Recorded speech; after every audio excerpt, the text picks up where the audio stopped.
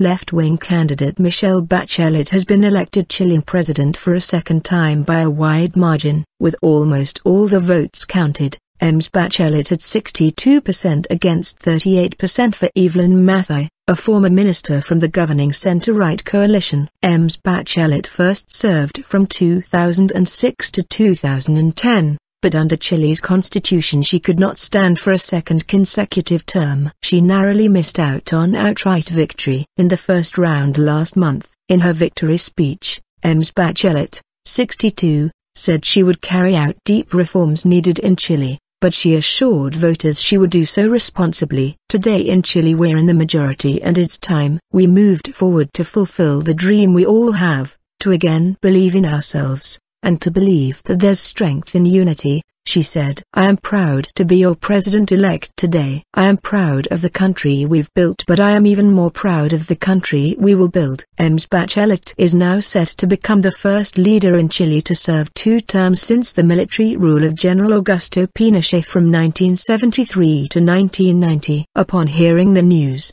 her supporters took to the streets to celebrate, waving flags and sounding car horns in the capital, Santiago. Her rival, Evelyn Matthei, 60, conceded defeat and congratulated Ms. Bachelet in person. Coming close to tears, Ms. Matthei told her supporters that her deepest and honest desire is that things go well for her, Michelle Bachelet. No one who loves Chile can want anything else, Ms. Matthei said. Ms. Bachelet thanked Ms. Matthei for her good wishes and said that both shared a love for their homeland and a willingness to serve its people. Radical Manifesto. A pediatrician by training, Ms. Bachelet won 47% of the vote in the first round on 17 November. Ms. Matthei secured 25%. Ms. Bachelet leads an alliance of her Socialist Party, Christian Democrats and Communists and has campaigned on policies designed to reduce the gap between rich and poor. Chile is one of the richest countries in Latin America,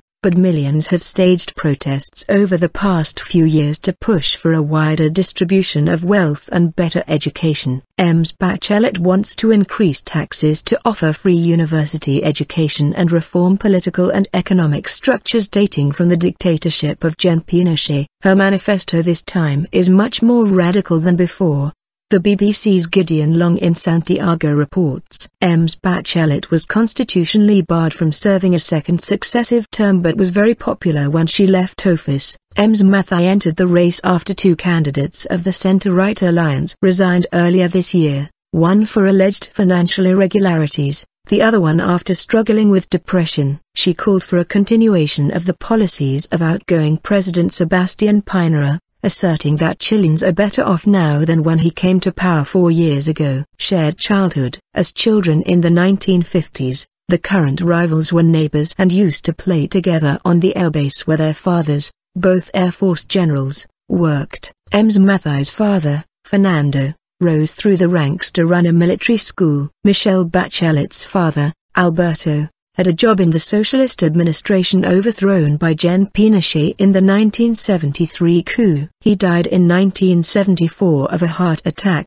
while in custody. An investigation concluded that the 51-year-old general had probably died of heart problems aggravated by torture at the military academy. A judge ruled earlier this year that Gen Matthei had no knowledge of or involvement in the torture.